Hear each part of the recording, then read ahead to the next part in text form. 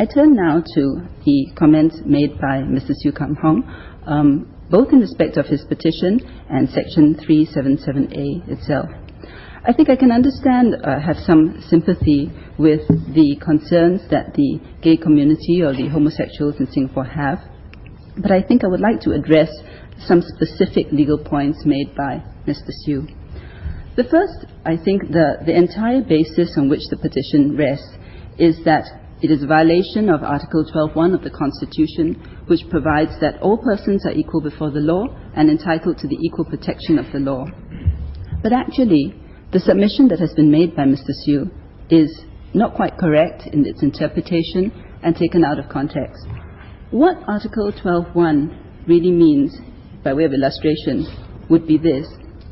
If somebody is charged with theft, for example, you cannot say, I will prosecute you if you're a homosexual, but I will not prosecute you if you're a heterosexual. That would be an unequal and discriminatory application of the law. So that is what it means when you say that all persons are equal before the law. We don't look at your sexual orientation in determining whether or not you should be prosecuted or you should be charged. Section 12.1 or Article 12 of the Constitution and the provisions on equal protection does not mean that the same law applies to every group. An example of this is Section 376A, sexual penetration of a minor under 16, irrespective of consent. Because for someone above 16, you look at consent and you see whether or not that person consented, and then that's fine. But in the case of a minor under 16, there's no consent. The minor may well say, but the law says that all persons are equal before the law. I'm under 16. I give my consent. You should treat me equally as an adult. But we don't argue with that. And why don't we argue with that? We don't argue with that because we recognize that minors are a special group and have to be treated differently, and they require certain protections. Then, of course, that comes to the issue of whether or not you should treat homosexuals differently. I'll come to that in a moment, but I just want to address another legal submission made by Mr. Siu, which is that you can have a departure from Article 12.1 if there's a rational nexus for the legitimate purpose of the statute in question. And then he went on to say that the purpose in question for the amendments to the Penal Code is that Singapore is a safe and secure society and that there's no rational nexus between the keeping of Section 377A to this stated purpose. Now, the first thing I would say is that that purpose was a purpose stated in the public consultation paper of the proposed Penal Code amendments. It does not come from a statute and it is not part of legislation. It is very obviously a summary of the purpose of the amendments. But if you want to take that sort of argument, then what about the distribution of pornographic material? You could, if you wanted to take the same argument, say that distribution of pornographic material has nothing to do with a safe and secure society. It's not a threat to person, it's not a threat to property. But all of us recognize that, or accept, that distribution of pornographic material is something that should be regarded as an offense. So in exactly the same way, it is the broader concept of what we regard to be a safe and secure society. When we look at the safety and security of Singapore, we also look at a question of public morals, public decency, public order.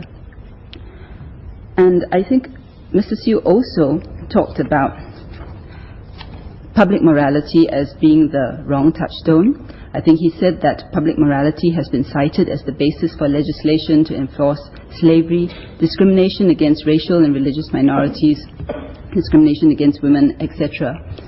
But in a way, that exactly proves the point.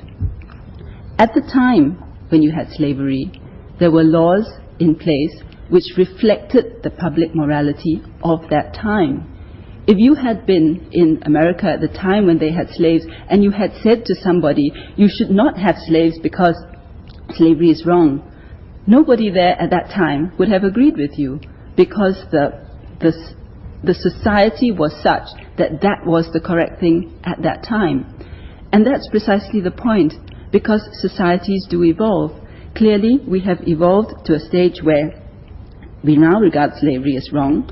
We certainly regard discrimination on racial and religious grounds as wrong, but in some places that is still regarded as correct, which just brings you back to the point that in each case it's a question of what society is prepared to accept.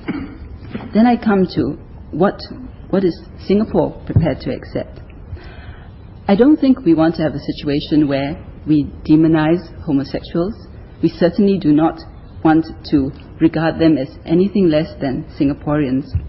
But the point is, what does our society want for itself? Societal rules are not purely a matter of societal choice or of free choice. A murderer could say he's free to kill, but society disagrees. Murder is a crime. The right to free speech, for example, doesn't extend to vilifying another race or religion.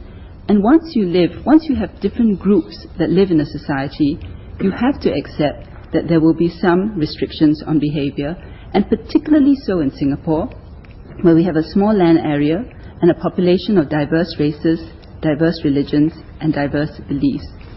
If you have a difference of views, then what do? One group says, I want this. Another group says, no, I want that. How do you decide? You have to come down to a decision one way or another.